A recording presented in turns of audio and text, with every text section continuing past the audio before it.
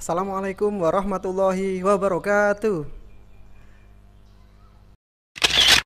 Halo anak-anak kelas 3 sekalian. Semoga kita semuanya senantiasa mendapatkan perlindungan dari Allah Subhanahu wa taala. Amin ya robbal alamin.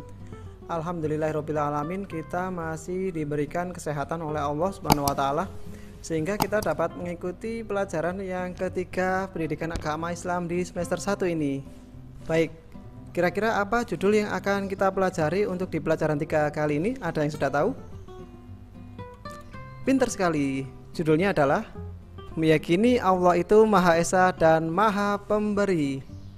Sebelum mulai belajar, mari kita berdoa sebelum belajar terlebih dahulu ya, secara bersama-sama. Bismillahirrahmanirrahim. Rabbi zidni ilma warzuqni fahma. Amin ya rabbal alamin. Sekarang langsung saja yuk kita masuk materinya ya.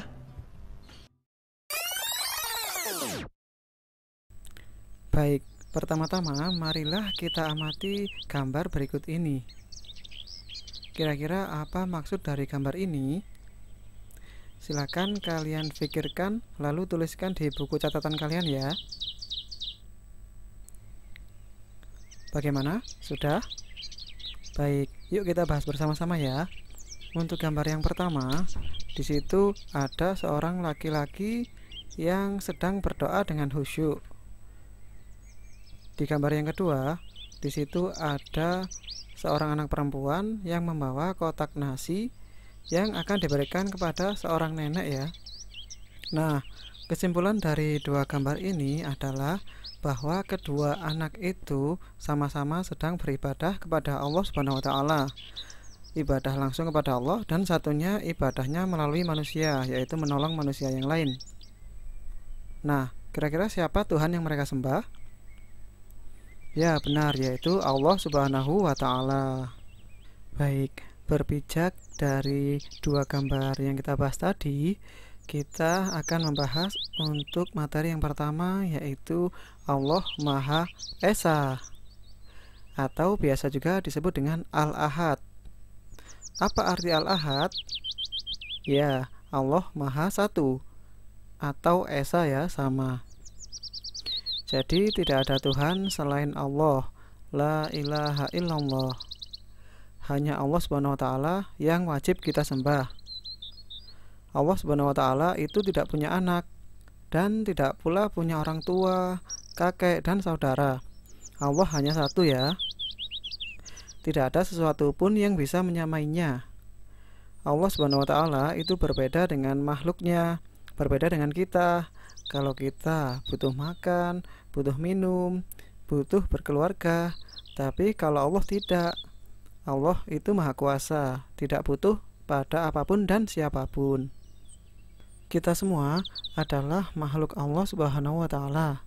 Kita diciptakan Allah di dunia ini tidak lain adalah hanya untuk beribadah kepada Allah. Ibadah itu tidak sulit kok ya.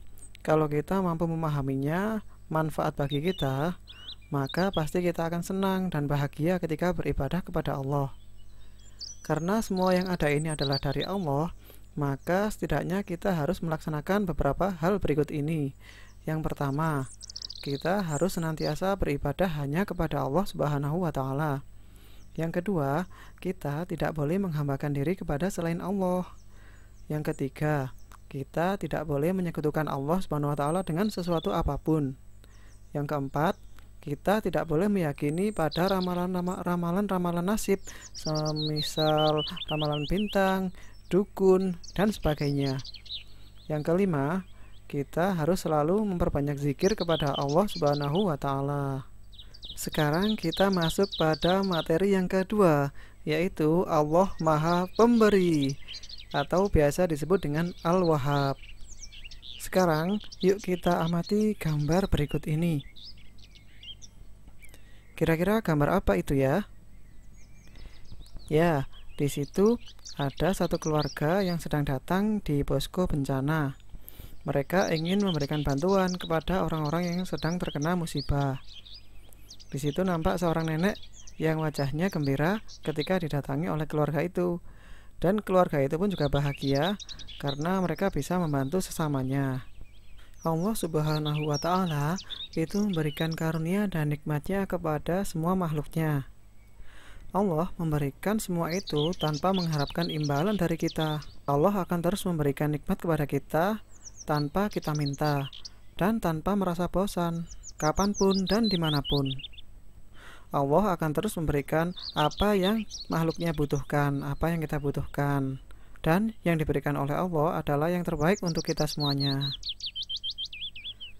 Sekarang, bagaimana cara kita untuk meneladani sifat Allah, Allah Maha Pemberi? Nah, berikut ini hal-hal yang harus kita lakukan. Yang pertama, yaitu kita harus senang memberikan sesuatu kepada orang lain, khususnya yang membutuhkan ya. Yang kedua, kita harus memberikan sesuatu kepada orang lain dengan hati yang ikhlas. Yang ketiga, kita memberikan kepada orang lain itu tanpa diminta atau disuruh, dengan kemauan kita sendiri. Yang keempat, kita harus berusaha memberikan sesuatu kepada orang lain sesuai dengan kemampuan kita. Jadi, semisal kita tidak punya, maka kita tidak perlu memaksa untuk memberikan. Namun, jika kita punya kelebihan, maka kita wajib untuk memberikan bantuan kepada orang lain. Nah, karena Allah sudah memberikan kita banyak nikmat, bagaimana cara kita mensyukurinya? Yang pertama, dengan ucapan ya, yaitu sering-sering mengucapkan Alhamdulillahirabbil alamin. Yang kedua, dengan perbuatan, yaitu kita senantiasa taat kepada Allah Subhanahu wa Ta'ala. Kita senantiasa menjalankan perintah Allah dan menjauhi larangan Allah semampu kita. Nah, akhirnya kita sampai pada kesimpulan. Kesimpulan yang pertama, Allah itu memiliki sifat Al-Ahad. Artinya adalah Allah Maha Esa atau satu. Tidak ada Tuhan selain Allah ya. Tidak ada yang mampu menyamai Allah Subhanahu wa Ta'ala. Kesimpulan yang kedua, yaitu Allah memiliki sifat Al-Wahhab. Artinya yaitu Allah Maha Pemberi. Allah senantiasa memberikan kita nikmat tanpa batas, walaupun kita atau makhluknya itu tidak pernah meminta. Allah senantiasa mencukupi kita. Maka sudah sepatutnya kita untuk bersyukur kepada Allah Subhanahu wa Ta'ala. Baik, sekian untuk pelajaran kita kali ini di pelajaran yang ketiga. Semoga apa yang kita pelajari kali ini menjadikan kita paham dan mampu kita amalkan atau praktekkan dalam kehidupan kita sehari-hari. Amin. Baik, marilah kita akhiri pelajaran kita dengan mengucapkan hamdalah bersama-sama ya. Alhamdulillahirabbil alamin. Terima kasih. Wassalamualaikum warahmatullahi wabarakatuh.